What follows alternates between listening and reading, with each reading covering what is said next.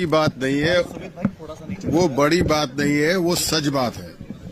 और जब से मैं विधायक बना और विधायक बनने के बाद मैंने पूरे सिस्टम को देखा तो मेरे मन में ये बहुत दिनों से एक समस्या बनकर चल रहा था। मैं अपनी विधायक निधि में 10% कमीशन देता हूं, धार्मिक स्थलों को 5%, और वो भी अधिकारियों पर स्थानीय स्तर पर दबाव बनाकर। लेकिन जब हम बात राज्य की 25वीं वर्षगांठ पर, रजत जयंती के अवसर पर इस बात पर चर्चा कर रहे हैं कि 25 सालों में राज्य ने क्या खोया, क्या पाया, और आने वाले 25 वर्षों में हम राज्य को कैसे आगे ले जाएंगे, तो उसके लिए जरूरी है कि जो हमारी कमियां हैं, जो भ्रष्टाचार है, जो आज चरम पर है, उसके बारे में बोलना बहुत जरूरी हो गया था। और मुझे कल ये सब बोलकर मैं बहुत हल्का भी महसूस कर रहा हूं। और ये बात एक बार की नहीं है। राज्य के अधिकारी किसी भी योजना में ये स्थिति हो गई है, पहले उन्हें क्या लाभ होगा उसको देखते हैं, राज्य को क्या लाभ होगा वो उनके लिए सेकेंडरी हो गया है।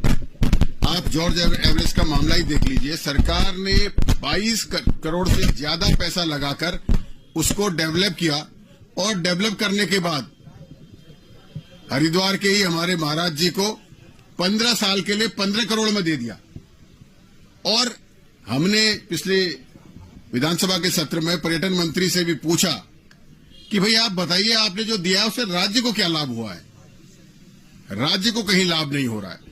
आज आप सारे टेंडर पिछले 4 सालों के उठाकर देख लीजिए। जो बड़े बड़े ठेकेदार, छोटे ठेकेदार जो उत्तराखंड के हुआ करते थे, आज सारी प्राइवेट लिमिटेड कंपनी, कोई गाजियाबाद की होगी, कोई लखनऊ की होगी, कोई हरियाणा की होगी, कोई हैदराबाद की होगी। उत्तराखंड के जो ठेकेदार थे, जिनको हमने बड़ा करना चाहिए था, वो जाकर अन्य राज्यों में भी काम करें, उनका भी अप्रत्यक्ष रूप से शोषण करने का काम ये सरकार कर रही है। आज सारे टेंडर मैनेज होकर दिए जा रहे हैं और बाहर के लोगों को दिए जा रहे हैं, और फिर वो सारे लोग उन्हीं ठेकेदारों को सब रेट कर रहे हैं। तो क्यों नहीं हम अपने राज्य के लोगों को आगे बढ़ाएं। आप किसी भी चीज को उठाकर देख लीजिए, आज राज्य में त्राहिमाम है। 4th क्लास की भर्तियां अटल बिहारी वाजपेयी जी ने खत्म करी, और समूह गौ की भर्तियां राज्य सरकार कर रही है। सारे समूह गौ और घौ के लिए सरकार की नियमावली है। समूह गौ और घौ के पद राज्य के स्थायी निवासी को दिए जाएंगे। आप आज आउटसोर्स में सारा उठाकर देख लीजिए।